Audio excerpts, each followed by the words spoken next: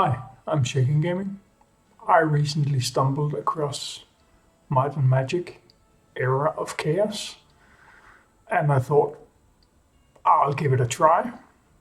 And turns out I'm having a blast. I have been playing this a few days, and now I think I'm ready to give it a verdict or my view on it. I just logged in prior today. 7 days in the game. That's it. Got a new hero for 7-day login, Gelo. But where to start? There's so much going on in this game, and I'm not finished unlocking everything. I'm currently level 39, and the game just keeps evolving. There's new stuff to do every single day. There's events, daily events. I can click on them one at a time. We have a crypt. We can raid twice a day for XP for your units. There's a dwarven treasury where you get gold and various other rewards, and there's some crystals you get by attacking a dragon each day. That's the first part.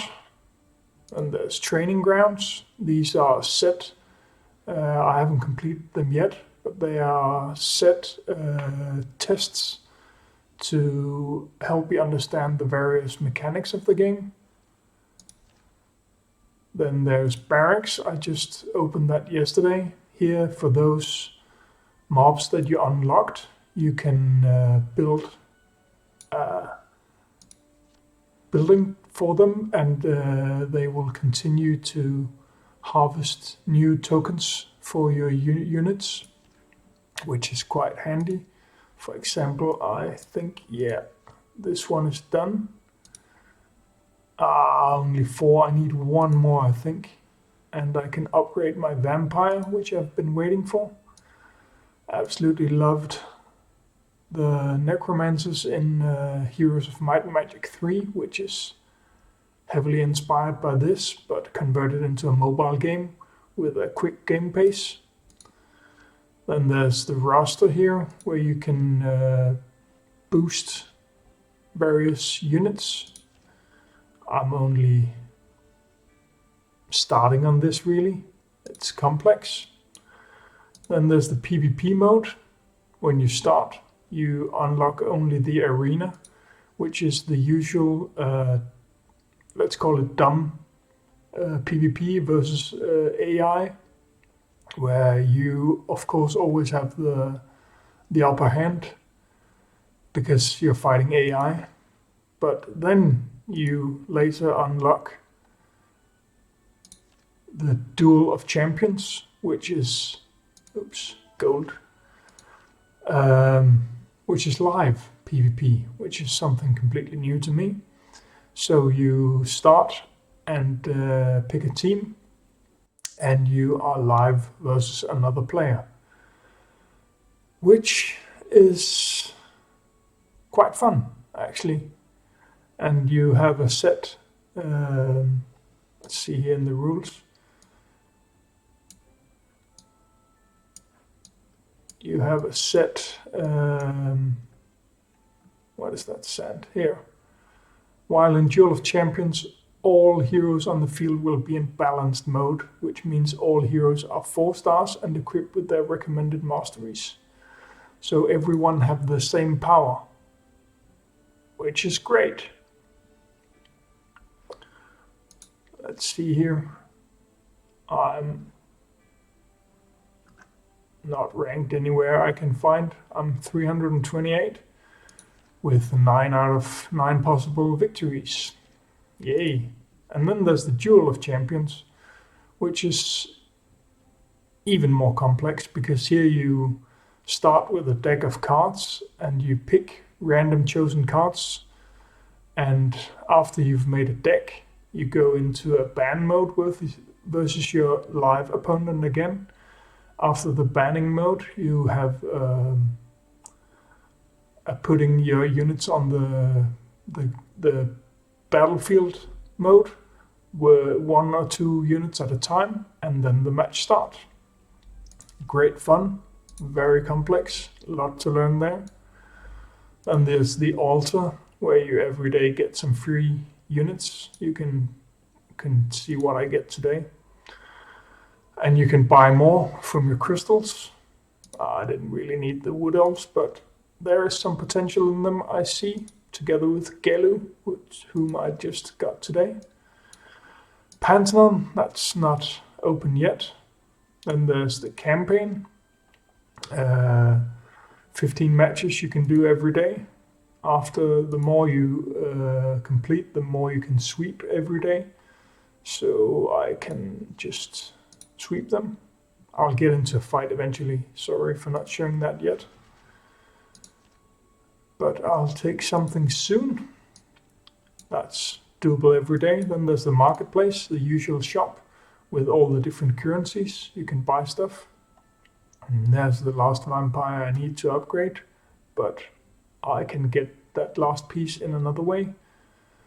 Resources are precious. And there's the guild with various things to unlock and donating stuff, units for each other. And in there you get to go into the map that you know from the Heroes of Might and Magic games, together with your guildies, trying to be dominant. My current guild isn't, but here you see that opponents have all the castles that you can have currently and have guards all around, while we are doing not so great, but learning. And this map really functions much as you're used to if you know the Heroes of Might and Magic games. You can walk around, you can fight mobs, and some of them will join you, some of them will fight you, and you can loot stuff. See if there's any dwellings around. No. There's even the old classic equipment mode here from Heroes of Might and Magic. Again, too much to go into in a first video. What more? Then there's the astrologer, where you can pull artifacts for your heroes, Ring of Life, and then combine them. Maybe I'll just pull 2 more and see the orange artifact I get. That'll be my first, I think. Ladybird of Luck. Not needing that, but this one. Yes, please. Stoic Watchman. Whatever that does. Just the last here, Magic Guild, where you can upgrade your magic abilities. So far I've only unlocked water and fire, only just dipping into fire. Enhancing various abilities of your gameplay. And, well, that was just in here. Then we have these, and we have all this down here. Privileges, where you constantly unlock the higher you get. Various helps, for example, more energy, free gold purchases every day. There's missions. You have daily ones and main objectives. I can claim these 2. And then there's a bar that fills up. Grabbing more loot. Formation. That's my current formation in PvP or any content that I've entered, and it just shows the last setup that I used.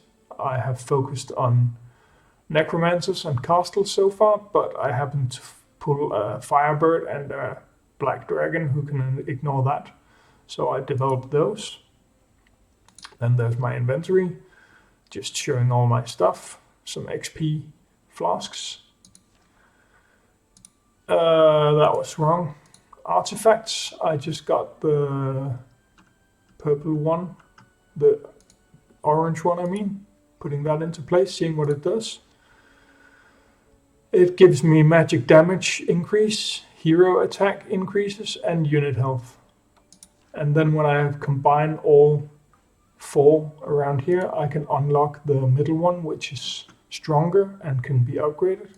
Just yesterday I got the Armor of the Damned, and it starts by putting a curse on...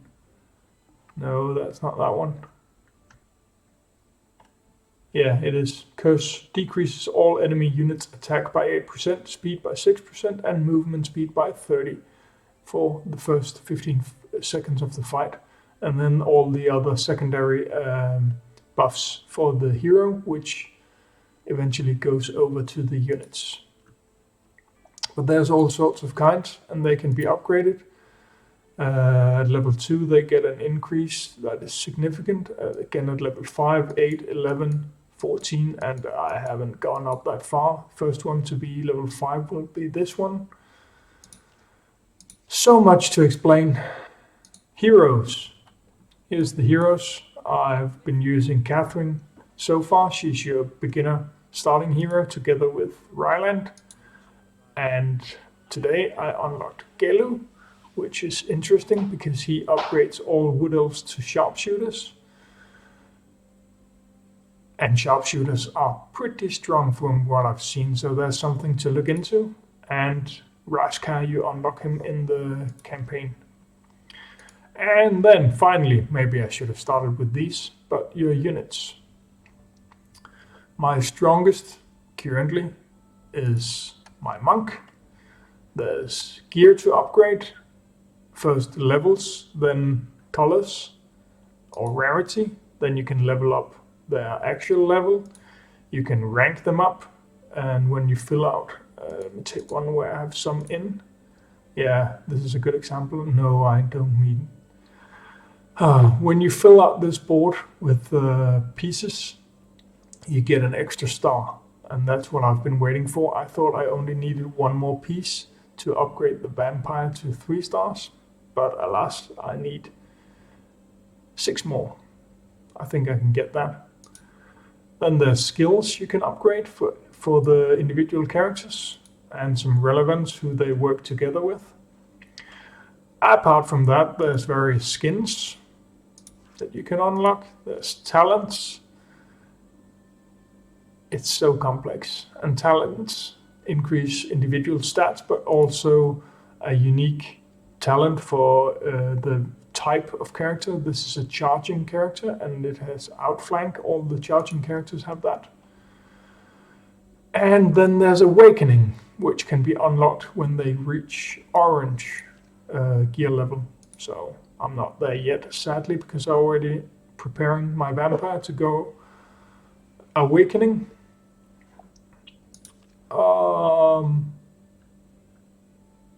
What else? I may be able to pick up the vampire. Let's see if I can, just to show you. Get some more pieces, because I emptied the barracks. Yes, unless there's a new one. Nope. But then there's 2 underground nodes where I can sweep. How many did I get from that? 4 if I were lucky. I own 6. Perfect. So now I can activate this. He gets plus 8.8 attack. Ah, stupid me. I needed not... Okay, I need 4 more. 1 second, I'll get them. Sweep all, 1, 2. Level up, that wasn't expected really, but wonderful. Did I get enough? New feature, mercenary? I don't know what that is. That went into the guild. Look at that in a second. Rank up? No. I need 2 more. Come on. Did I have more here? No. I'll refresh just for you guys. 1. Come on. No. I wasn't planning on using everything I had to show you this, but I can do 1 more. Need 1 here. Purchase, yes, please. Yes, finally. Now I can show you. And activate the last one, he gets a huge HP bump up, and I can rank him up, and I think he will become my strongest unit. Rank up, and 3 stars. Decent boost, definitely. Skill cap increased. Just have to go out here to update. Yeah, Vampire is now my strongest unit. Wonderful. And I can level him up to level 40, because that just happened. Then I can upgrade his gear to 40. I can't upgrade to the next level yet. I haven't unlocked the necessary pieces. But that's basically it. Let me upgrade just a few more, because I know I'm struggling to where I am in campaign. So I'll just get these up and get their gear up as well. And then I'll show you a fight. How it works. That was already upgraded. And my level went up. My power went up, I mean. And I have various events and jobs and missions that I unlocked. But let's go to the world view. Here there are chapters you have to complete.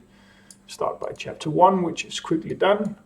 Chapter 2, etc. I am now up to chapter, if I could see behind that number, 5, I think. No, it's more 8, 9. And here you have notes that you have to go through, and when you've completed all the campaign for Crack Hack, you get the boss, the hero, I mean. That's how I got Rakesh. And let's go into this one. The basic setup is you have tanks, you have chargers, you have casters, you have archers, or ranged. This is a pretty solid setup. I cannot charge the tanks, and the chargers cannot charge my tank. So I want a tank in front of their charger. You can look at who's on the opponent line this way. Mainly the Lich and the Death Knight are the threats here. But I'll move these down, and I think I need a bit broader defense perhaps. The Phoenix have a special attack that attacks everyone in its line, so that's beneficial.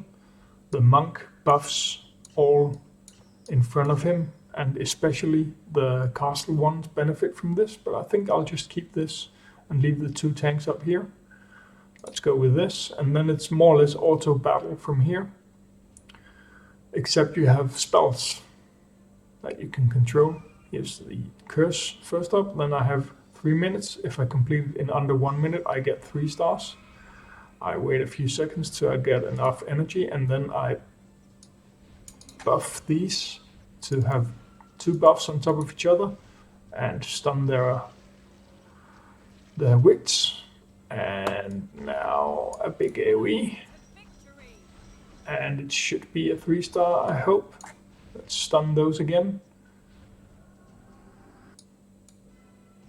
And 3 stars. So you need to win to get 3 stars, you need to lose less than 3 units, and you need to complete it in under 1 minute to get the full 3 stars. And then in here you have different stuff popping up. She's hating you with all of you, his soul. Wonderful.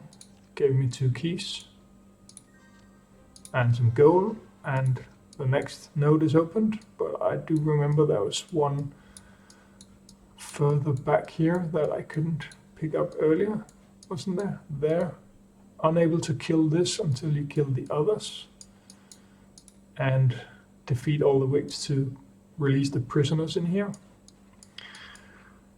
But to not make this too long, I need to soon stop. The Guild Adventure was the guild map I showed you before.